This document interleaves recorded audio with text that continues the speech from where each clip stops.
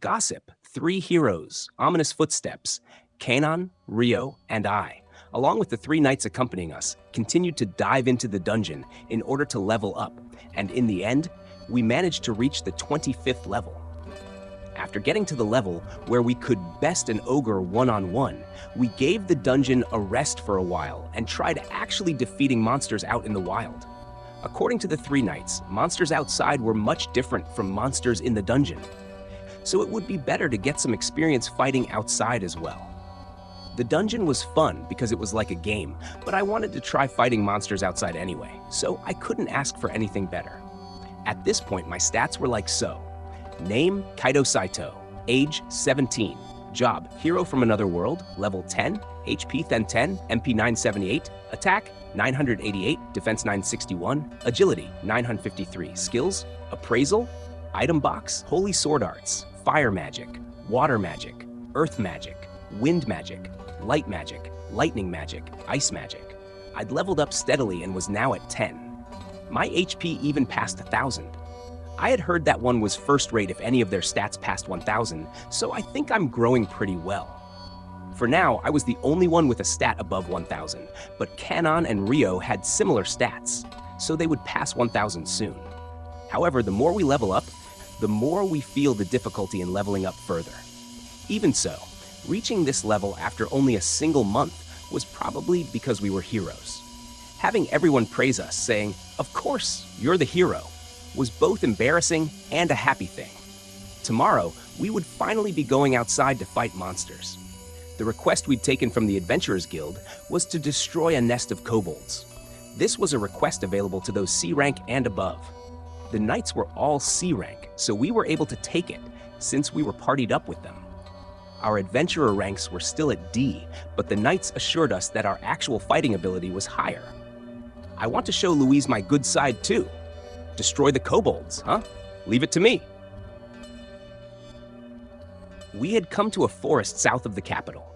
Kobolds had a good sense of smell, so there was a chance we'd be found based on our scent. While taking note of the direction of the wind, we approached the nest and took a look. There are two keeping watch outside the cave, just as we expected. Now then, let's proceed according to plan.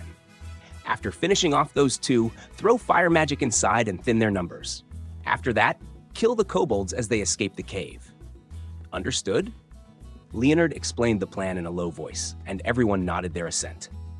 First, Louise and I will finish off the lookouts. After that, we'll be counting on you for the fire magic, Kaito, Kanon, Rio, said Aaron. We nodded in response. After seeing that, Aaron and Louise started moving. Taking care not to be noticed, they stood up behind the two lookouts and... When Aaron stood up and swung his sword, the kobold's head rolled onto the ground. Right after, their bodies followed suit. The kobold that Louise approached from behind was pierced through the heart by her blade and died without uttering a sound. Every time I witnessed their swordplay, I was amazed. Leonard, who was commanding this mission, was also amazing in his swordplay, though.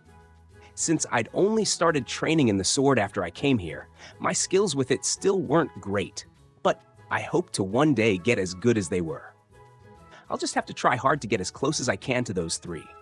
Oh, I can think about these things later. After confirming that the two lookouts were taken care of, Kanon, Rio, and I quickly moved in front of the cave.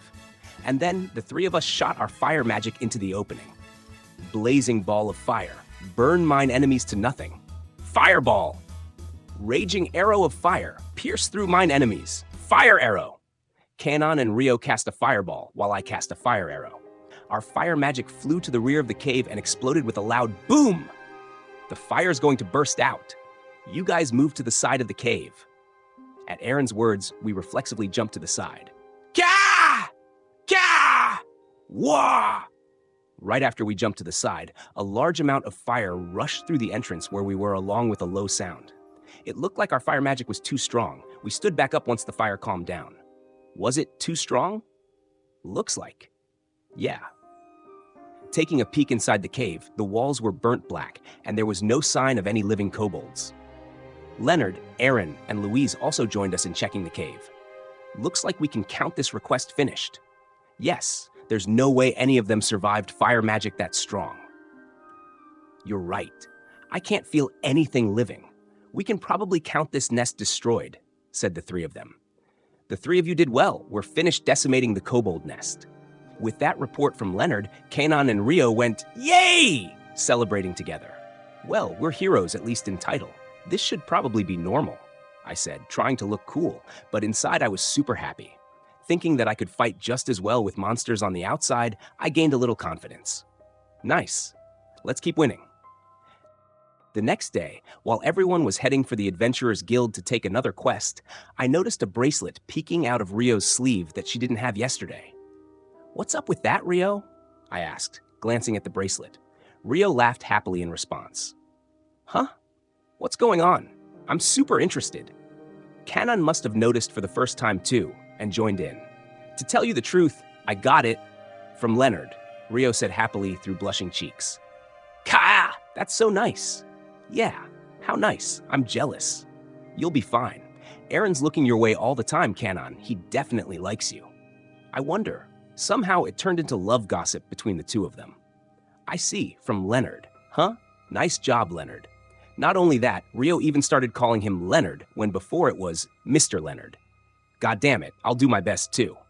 I wonder if it's got to be an accessory for women after all? I'll take that into consideration. Taking a look at the bracelet Rio was wearing, I noticed it was silver, around 1 centimeter in width, and densely decorated with a pattern that looked like a magic circle in gold. In the center, there was a clear purple crystal set on it. That's pretty nice. After asking Rio about it, it seemed that it was a type of magic item that slightly raised her physical abilities. Leonard said that he was worried about me since I had less stamina than you two, and he gave this to me, said Rio happily. I see. So there's accessories like this too. I bet it's super expensive. He sure loves Rio. Leonard, did you manage to hand that thing over properly? Of course. When I told her it was a magic tool to raise her physical abilities, she happily took it. Humph, you probably whispered something sweet to her as you put it on, didn't you? I won't deny it. But aren't you the same? Well, yeah, they have the appraisal skill, after all. There's no way we could just hand them over at the same time. It'll cause suspicion. I'll give it a little time and give it to her when the time is right. Of course. I'll whisper sweet nothings to her as I slip that bracelet on. And with that, they won't suspect a thing. You're a bad guy too, huh? Stop with the slander. You're in the same boat, aren't you? You guys sure are lucky since you're dealing with women. It's not suspicious at all for a man to give a woman an accessory. Meanwhile, I'm over here with no idea how to give this thing to Kaito. Well, you just have to seduce him and slam the thing on, right? No matter what he says, he's pretty head over heels for you, you know? He's right. You'll just have to prove your skills at this point. I know already. As long as we can get these dominance bracelets on the heroes, it's basically as if our mission is already over. Once it's done, I'm basically guaranteed a promotion. So of course I'll do it.